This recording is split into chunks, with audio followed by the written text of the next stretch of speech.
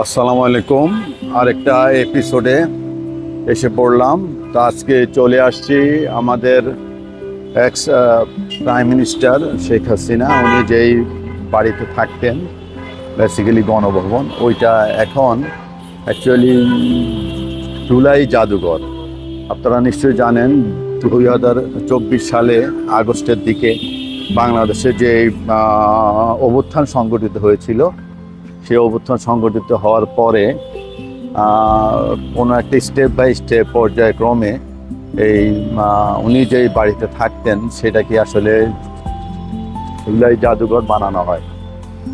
এবং এইখানে তাদের অনেক ভাস্কর্য বানানো হয়েছে, তাদের অনেক কাপড় চোপড় এটা সেটা যে অনেক কিছু বানানো হয়েছে। তো আজকে আসছি আমরা আর কি সেখানে। এটা এলো ওনার আগে উনি যে বাড়িটাতে ছিল সেটা সামনের অংশ, এখন তার উনি নেই। এখন এটা আসলে একটা সাধারণ জনগণের জন্য উন্মুক্ত করে দেওয়া হয়েছে। তা আসুন আমরা স্টেপ বাই স্টেপ এটার ভিতরে কি আছে এটা নিয়ে আমরা একটু এক্সপ্লোর করি। এইটা মেইন রোডের পাশেই, এটা হলো টিকিট কাউন্টার। আপনারা যদি কেউ হুন্ডা নিয়ে বাইক নিয়ে আসেন সেটার জন্য আলাদা পার্কিং চার্জ পে করতে হয়। আর এখানে সব কিছু উল্লেখ আছে যে এখানে সাপ্তাহিক বন্ধ রাখা হয়েছে বৃহস্পতিবার, আর এখানে সব কিছু আছে, কখন বন্ধ কখন খোলা সে পারবেন। এটা হলো এন্ট্রেন্স। এই এন্ট্রেন্সটা দিয়ে এইটা হইলো গাড়ি পার্কিংয়ের জন্য, যদি গাড়ি নিয়ে আসেন তাহলে সেটার জন্য পার্কিং চার্জ এখানে পে করতে হবে। এখানে একটা লিখে দিচ্ছে জুলাই মাস আপরাইজিং মেমোরিয়াল মিউজিয়াম, এটা হলো অ্যাকচুয়ালি এটার নাম। এখানে প্রথমে ঢোকার মধ্যে পানির ফোয়ারা করছে, পানির ফোয়ারাটা সুন্দর। এটা হলো আরেকটি পয়েন্ট, এই পয়েন্টের ভিতরে দেখে চেক করে ভিতরে যাওয়া। কেটে ভিতরে চলে আসলাম। তো আপনাদের সাথে যদি ব্যাগ থাকে, ব্যাগ কিন্তু ভিতরে আনা বৈধ না। ওইখানে ওনারা ব্যাগটা চেক করবে স্ক্যানার দিয়ে, চেক করে দেন আপনাকে ব্যাগটা ভিতরে রেখে তারপরে আসতে হবে। আর এইটা দেখতেছি জুলাই গণ অভ্যুত্থান স্মৃতি জাদুঘরের একটা বিশদ একটা বর্ণনা এখানে আছে। এখানে একটা বিশদ বর্ণনা দেওয়া আছে। Long walk to democracy, road to future, memorial, ভাস্কর্য, জুলাই মঞ্চ, প্রতীক, আয়নাঘর, জাদুঘরের মূল ভবন। আর এটা হলো টোটাল একটা ম্যাপ, এটা হলো একটা টোটালি ম্যাপ। এটা খুব সম্ভব আগে যখন গণভবন মানে শেখ হাসিনা যখন থাকতেন, এটা মনে হচ্ছিল মেইন ডোর, এটা দিয়ে উনি যাওয়া আসা করতেন। এখানে নামটা দেওয়া হয়েছে জুলাই গণ অভ্যুত্থান স্মৃতি জাদু। একসময় মনে এটাই মেইন ডোর হবে, এখন তো সাময়িকভাবে স্টার্ট করা হইলো। তো এখানে লেখা আছে জুলাই 36। এইখানে অনেক পোস্টার আমরা আর কি দেখতেছি। ওই ছাত্ররা একসময় ঢাকা ভার্সিটি বিভিন্ন এলাকাতে ওয়াল লিখন ছিল, সেগুলোর একটা প্রতিকৃতি এখানে আনা হয়েছে। তো এখানে অনেকে লেখা আছে বিকল্প কে, আমি তুমি আমরা, মেধার বিজয়, আরো অনেক কিছু। আর এটা হলো লেখা আছে লং ওয়াক টু ডেমোক্রেসি। 1971 স্বাধীনতা যুদ্ধের মাধ্যমে বাংলাদেশের মানুষ মূলত একটি গণতান্ত্রিক দেশের স্বপ্ন দেখেছিল। শুরুতেই স্বপ্নভঙ্গ হয় তাদের, এরপর নানান উত্থান পতন, গণতন্ত্রের পথে দীর্ঘ যাত্রা শিরোনামে এই প্রদর্শনীতে 1/11 পর্যন্ত কিভাবে আমাদের গণতন্ত্র এগিয়ে গেছে জনগণের অভিপ্রায়ের দিকে, তারই সংক্ষিপ্ত সফর ধরা আছে এই রাস্তায়। আচ্ছা, আমাদের 1971 সাল থেকে আমাদের দেশটাই এই পর্যন্ত কিভাবে গণতন্ত্রের দিকে এগিয়ে গিয়েছে তারই কিছু ছবি এখানে আছে।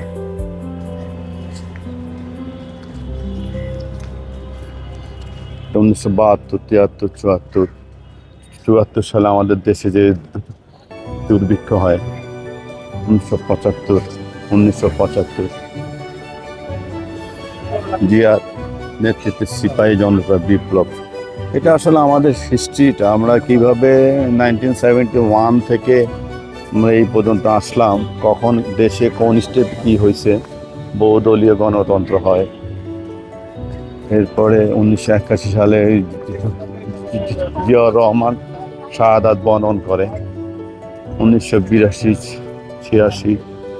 এভাবে দেশে স্টেপ বাই স্টেপ কখন কোন সরকারগুলো আসে তারই একটা ছবি এখানে আছে। তো আপনারা আসতে পারেন, আমাদের বাংলাদেশের মোটামুটি একটা টোটাল হিস্ট্রি এখানে ওঠানো হয়েছে, এবং 71 সাল থেকে এই পর্যন্ত বাংলাদেশ কিভাবে কোন কোন পর্যায়ে সংকটে পড়েছিল, সংকট থেকে কিভাবে উত্থান হয়েছে, এখানে তার মোটামুটি একটা বর্ণনা আমরা পাই। মাঝখানের যে জায়গাটা, এই জায়গাটাতে লাস্ট মনে হেলিকপ্টারটা এসেছিল, এখান থেকে উনি হেলিকপ্টারে উঠানোর পরে উনি বাংলাদেশ ছেড়ে যান। এটা যা ভালো লাগতেছে, জাদুঘরটা খুব পরিষ্কার, কোথাও কোনো ময়লা নেই, কোনো কাগজ ছেঁড়া, কোনো প্যাকেট, চিপসের প্যাকেট বা কোনো কিছু নাই। আসলে মানুষ ভদ্র জায়গায় আসলে না, মানুষ অটোমেটিক ভদ্র হয়ে যায়, এটাই নিয়ম। আছে মিউজিয়াম হাউস, আর আছে হইল প্রতীকী আয়নাঘর, পাবলিক টয়লেট, এগুলো সব সামনে। এখানে একটা কথা বলা আছে, দেখেন, দেশপ্রেমীদের রক্তকে বাস্ত যাহার সিংহাসন, সব শহীদের দখলে সেই খুনিটার আবাসন। কি একটা অবস্থা না, কি সময়ে মানুষকে কোথা থেকে কোথায় আনে।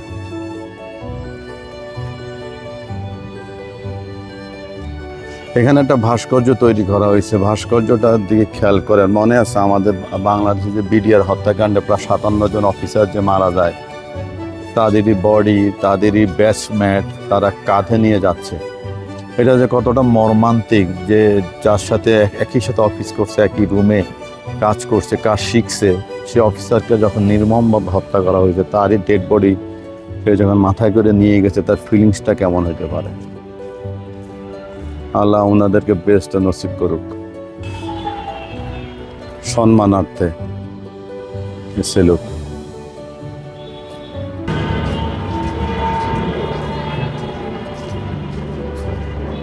জোরপূর্বক যারা গুম হয়েছিল, তাদের নাম এখানে: নূর আলম, ডক্টর শরীফুল ইসলাম, আরো প্রমুখ অনেকের নাম,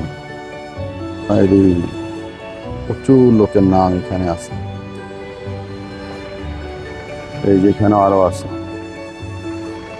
পুলিশ শিকার, তাদের নাম। এটা হলো শহীদ হন ইসমাইল হোসেন রাব্বি। এই হলো রাব্বি, যে ছেলেটা এখানে শুয়ে, রাব্বি আর সামনে এরা তার 2 বোন। এই 2 বোনের কাঁধে লাশ, এই লাশ পাওয়া যাচ্ছিল অনেক দিন, তারপর ওরা মর্গ থেকে এই লাশটা কালেকশন করে।